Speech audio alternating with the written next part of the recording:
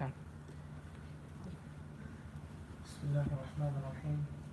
الحمد لله نحمده ونستعينه ونستغفره ونؤمن به ونتوكل عليه ونعوذ بالله من شرور أنفسنا ومن سيئات أعمالنا.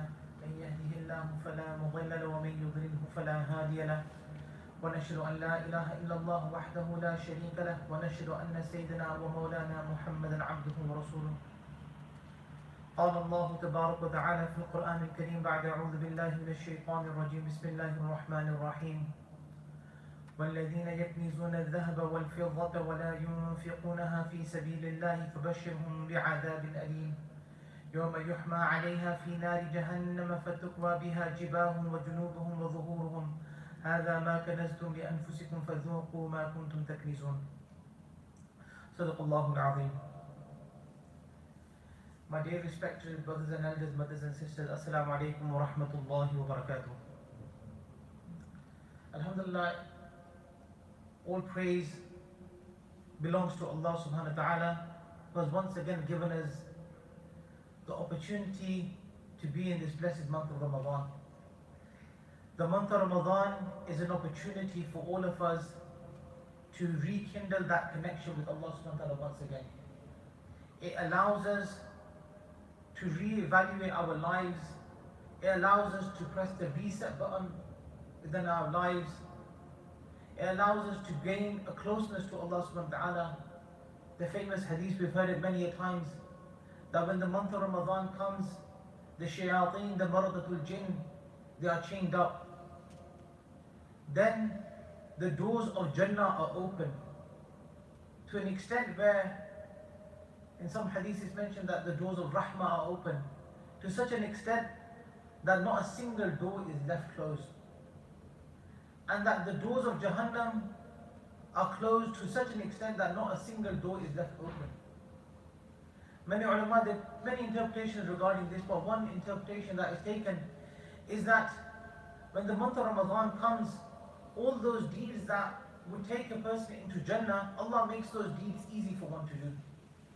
And all those deeds, those temptations that would take a person towards Jahannam, Allah gives the ability to mankind to abstain from those deeds. So in fact, this is a very blessed month for us to do worship, to be obedient to Allah subhanahu wa ta'ala becomes easy within this month.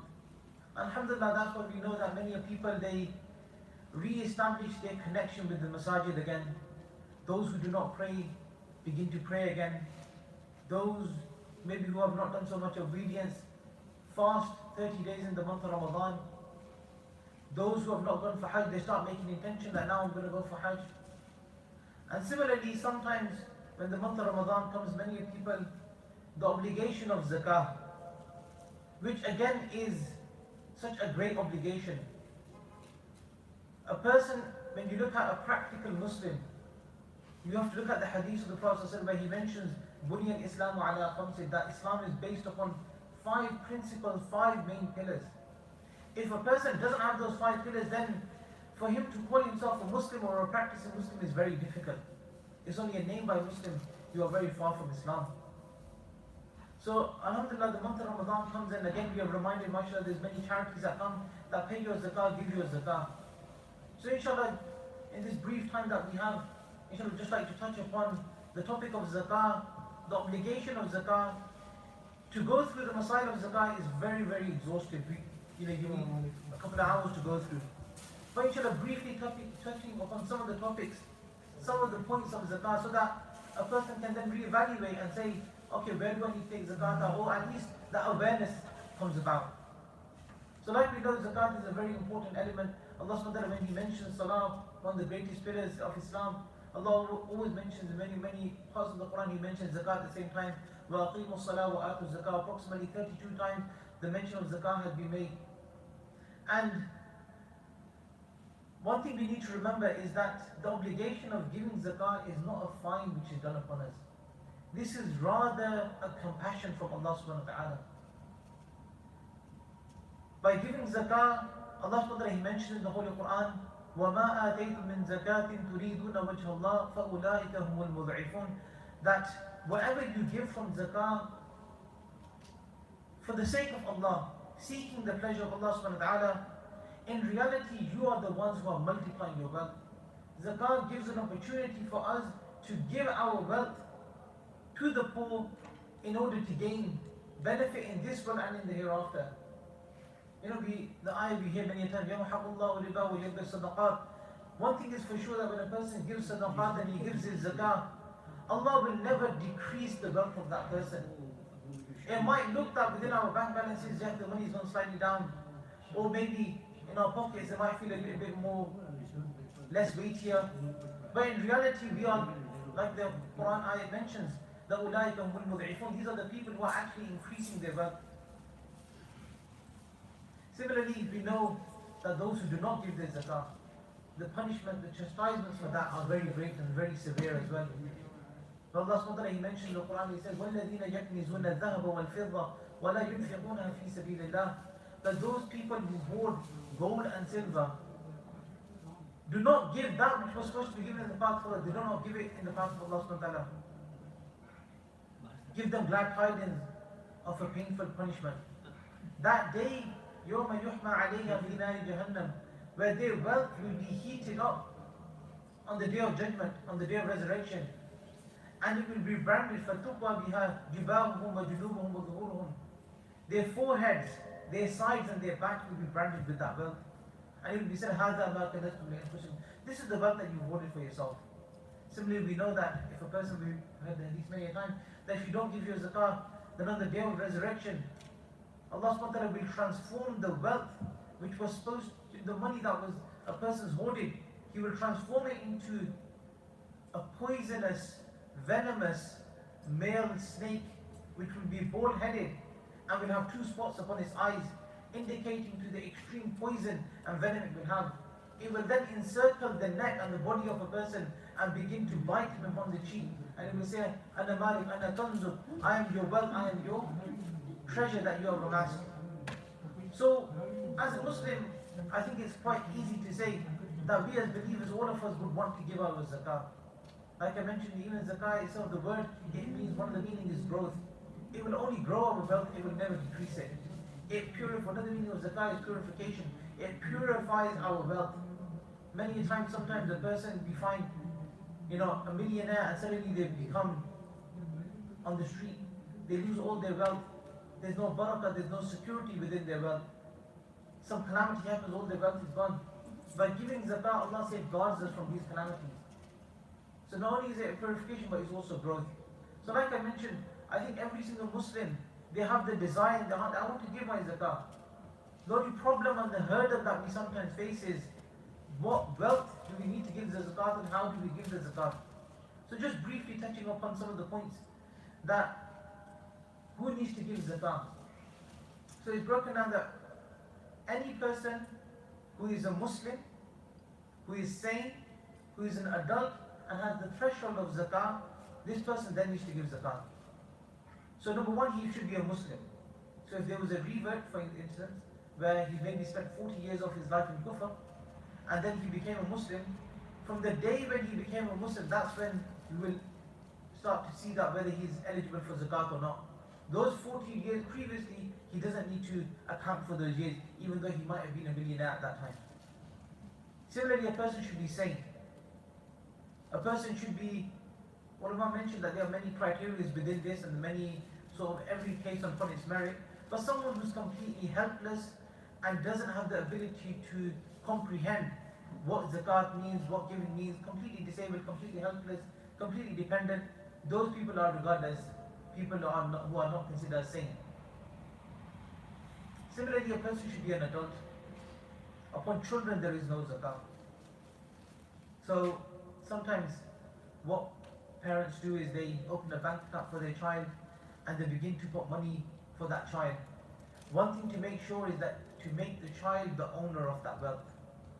If the child is the owner of that wealth, then there is no zakat payable, that you don't need to give it, nor does your child need to give it. But if a person, for instance, has maybe a savings account and he's kept that savings account in his own bank account, so that he puts money there, which is, I'm going to spend it upon my family or my children, etc., not use it for myself, then this is still belongs to that person. It has, the ownership of that money has to change. That's quite an important point, which sometimes people overlook. They say, yeah, I've got £1,000 for my child's fees. Well, end of the day, is it your child's possession, yes or no? That is the question. And the last one is the person should have threshold of that what is zakah. Now, without going into so much detail on what is the threshold of zakah, ulama mentions that the nisab of zakah currently is approximately, today's date, is approximately £360. So if a person has £360, the threshold, he has now reached the threshold of zakah. He doesn't need to give it, but more or less his timer has now started. Now for an entire year, a person needs to see that one entire lunar year, so let's say in the first of Ramadan, he had money of £360.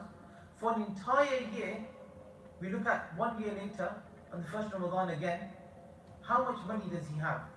Does he have that £360, whatever the threshold of zakat at that time will be? Does he have that money? If he has that amount or maybe more, he will now need to give zakat of whatever money he now has. The period in between, and there's a lot of misunderstanding and misconception sometimes. So long so as a person's balance does not go below zero. Sometimes a person's balance might increase from 360, might go to 370, 400, 500, maybe 1,000, maybe 10,000. It doesn't matter. Then after when first Ramadan next year comes, he only has again maybe 400. We disregard the increase that he had in his wealth. Similarly, if a person had a decrease, maybe from 360 went to 340, 320, maybe 300, maybe 200, maybe 100, maybe all the way right down to £5. Still zakat becomes liable after 1 year if he, so long so he had a little bit of money all throughout the year. The timer of a person's zakat anniversary date only resets when it goes right down to zero. When a person has no zakatable assets, no money, or maybe his debts are greater than the wealth that he has. Maybe he has £500 in his account, but now he has a debt of maybe £1,000 upon him.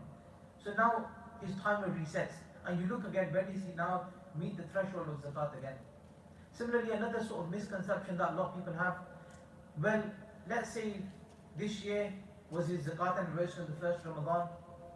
Previously, just 15 days prior to Ramadan, on the 15th of Sha'ban, he got maybe £5,000.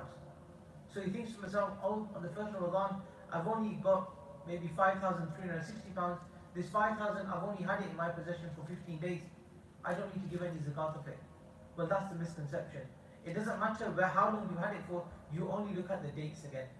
You look at from the date you first had the threshold, 1 year later, however much money you had, even though you might have just got £1 million the day before, you will now put that £1 million in the threshold of zakat, and you will now give zakat of that £1 million.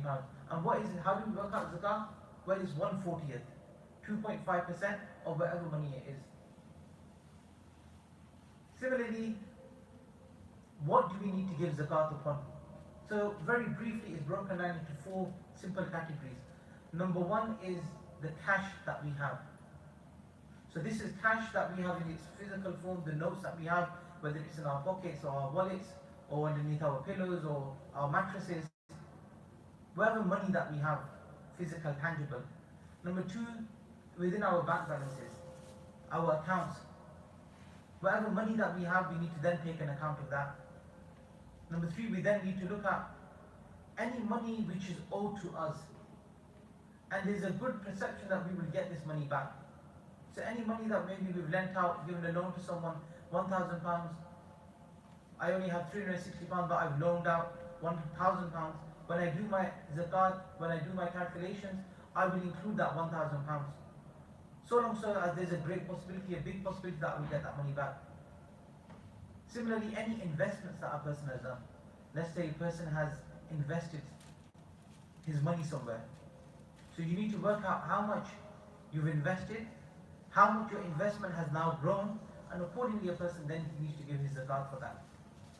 Sometimes what we overlook is voluntary pension contribution. Sometimes when people go into pension schemes. So there's 2 types of pension. One is the state-funded pension scheme. Upon this, many ulama mentioned that there's no zakat upon this, and the reason why is because this is a mandatory contribution that you have to give. You can't opt out of it, and it's only liable when a person reaches the age that's when you normally take out the pension. Thus, it's like a wage. You don't need to give zakat only until when you actually receive it. But if a person voluntarily has opted into a pension scheme, maybe his business has given to him, or maybe his company, then a person now needs to look, how much have I invested and how much is my investment now worth within my pension scheme? And then he now needs to work out. So either a person, many people don't know of this mas'ala when it comes to their pension, that they actually need to give zakat of that. So one thing a person should do is, whatever pension scheme that you have, contact them, find out how much you've given and contribute, and make sure you work out how much is now worth, because upon that you now need to give your zakat.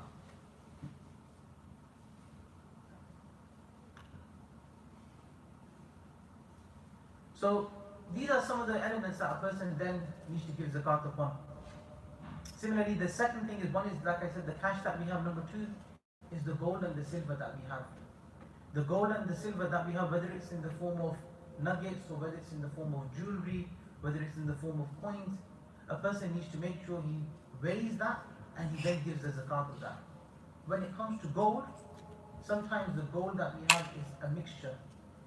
It's a mixture of different alloys within it, and that's why you have the different stages of gold. You have 1 carat, 2 carat, 3 carat, 12 carat, and 24 is pure gold. Ulama mentioned anything which is 12 or more, that is considered as gold. Anything which is below 12, which has less than 50% of gold mixed inside, that is not going to be considered as gold. A person does not need to take that out in terms of zakat, so long as it's not one of his merchandise items. Another sort of point to mention, and especially for the sisters, when they are working out, they've got jewelry and they've got, is zakat needs to be given on your jewelry every single year. Sometimes people have this misconception and they think, I've given zakat, maybe the year they got married, I've given zakat of my jewelry, that's it, I'm absolved of my duty, I've done it. No, every single year you need to now work out the value of the gold that you have, and you need to make sure you give the zakat for it. Approximately at the moment, just as an estimate, 1 gram of gold is worth 40 pounds. So a person can weigh their gold. Approximately 1 gram of gold is worth 40 pounds, and the person can then work out how much the value of gold that they have. Also, another thing just to bear in mind is that sometimes people have jewelry. Their gold has lots of jewelry in it. It has diamonds in it, it has pearls in it, it has some pebbles in it. Those pearls and pebbles are not zakatable. So you need to try to deduct that. If it's removable, try to remove it. If not, take an approximation of approximately how much those rubies or those pearls are, and you need to reduce it from the actual amount. The third thing upon which zakat, like I first mentioned, is cash. Number two is the gold and silver that you have. Number three, the third thing that a person needs to give zakat upon is the merchandise that he has. So let's say a person has a business where he's buying and selling an item. He needs to look at this item which I'm buying and selling. How much is the value of this item? Not how much did I purchase this item for, but rather if I was to sell, or the market value of this item, how much is it? I need to now give that item. He needs to work that out. That is his merchandise, upon which a person then needs to give zakat upon. So just as a very simple example, let's say a person, he has a shop where it's a takeaway. So what he's actually selling is actually food. And he's got some packaging which he also has. Within his business, he's got lots of machinery. Within his business, he's got tables and chairs, etc. Upon what is considered merchandise which is zakatable. So it's considered anything which he sells. So number one, he needs to look at in his shop, in his counter, all the food that's there, how much is it worth, number one. Number two, he needs to look at his inventory, his stock. How much maybe sugar I've got, how much flour I've got. Take an approximation of all your inventory, work it out, how much is the value. If I were to sell it, how much would it be worth? It's quite easy to do because probably the price that you purchased it is probably the market value anyway. So just working out, you're looking at your invoices, you can probably work out how much stock you have and how much your stock is then worth. Similarly, anything which goes towards the final product. So let's say the packaging, then goes towards packaging the final product. That again, a person needs to include that. How much packaging does he have? That again is zakatable. Putting those items together, a person then works out his zakat. Things like, for example, his machinery, things like his tables and chairs, things which he's not actually selling, a person doesn't need to give zakat from that. Just a very simple example. Every single person might have different businesses, you might have different circumstances.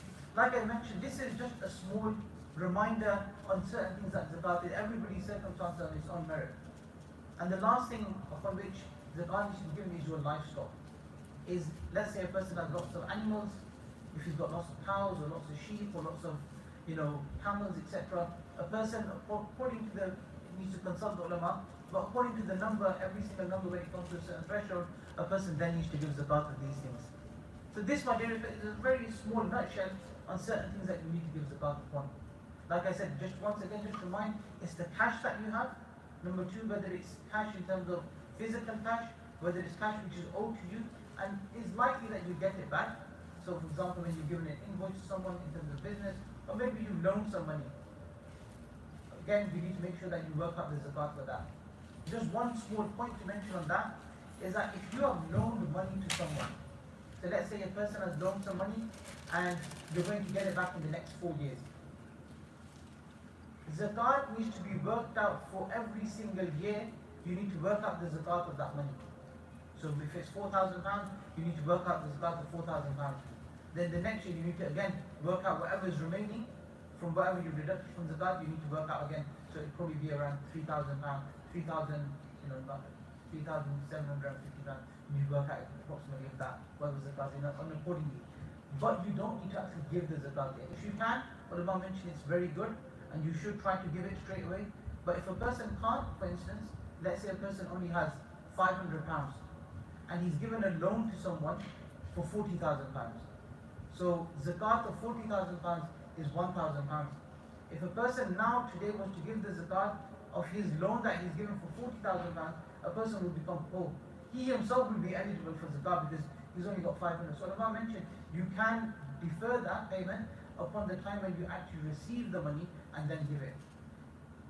According to that, ulama also mentioned the fact of pension schemes, etc., can also be worked out, recorded, and when you receive your actual contribution, that's when you need to give it.